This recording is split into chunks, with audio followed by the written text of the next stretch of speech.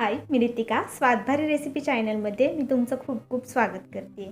आज आपण कोकणी पद्धतीत हलवा फ्राय कसा बनवायचा ते पाहणार आहोत। हलव्याचे दोन प्रकार असतात, एक नदीचा हलवा असतो आणि एक समुद्राचा। हा समुद्राचा हलवा आहे।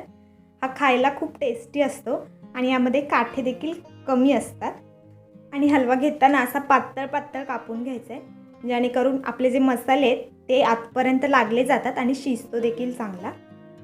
चला तर मग आपण सुरुवात करूया। आता मी यामध्ये अर्धा चमचा एवढी हळद टाकते। त्यानंतर 1 ते 1.5 चमचा एवढा आपल्याला लाल तिखट मसाला टाकायचा आहे। नंतर आपण यामध्ये चवीनुसार मीठ टाकणार आहे।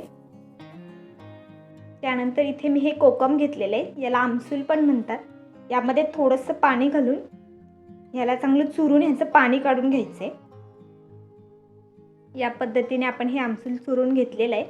आता आपण याचं पाणी गाळून टाकणार आहे। आमसूल टाकल्यामुळे माशाला खूप छान चव येते। आता आपण हे व्यवस्थित सर्व लावून घेणार आहे माशांना। हे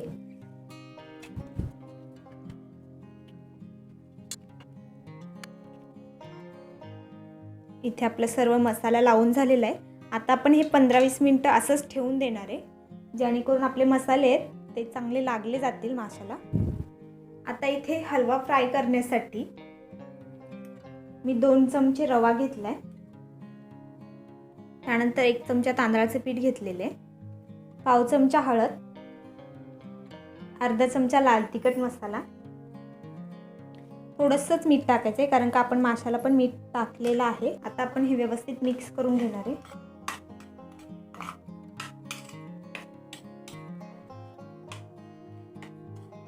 आता आपलं हे मिक्स करून झालेलं आहे।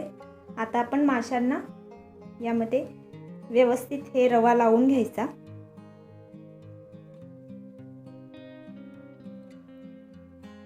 या पद्धतीने सर्व बाजूंनी आपला हा रवा लागला पाहिजे। याच पद्धतीने आपण सर्व फ्राय करणार आहोत।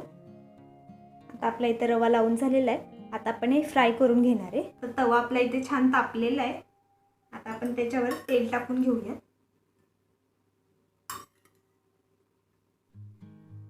1-2 चमचे तेल टाकले मी आणि ते व्यवस्थित असं पसरवून घ्यायचे।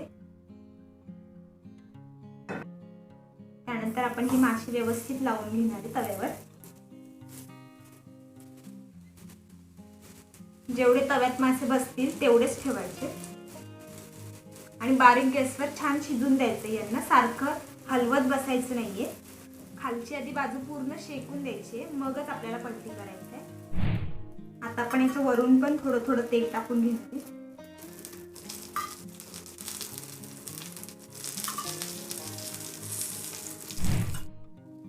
आता इथे आपली खालची बाजू व्यवस्थित फ्राय झालेली आहे। आता आपण ही पलटी करून घेऊया।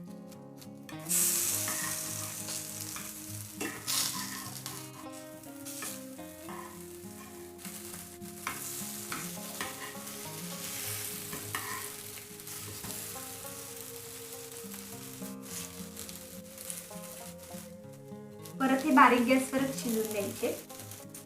परत आपण थोडंसं तेल टाकणार आहे याच्यावर।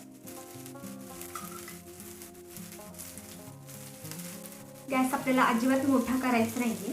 हे बारीक गॅसवरच एकदम छान कुरकुरीत होईपर्यंत फ्राय करून घ्यायचे।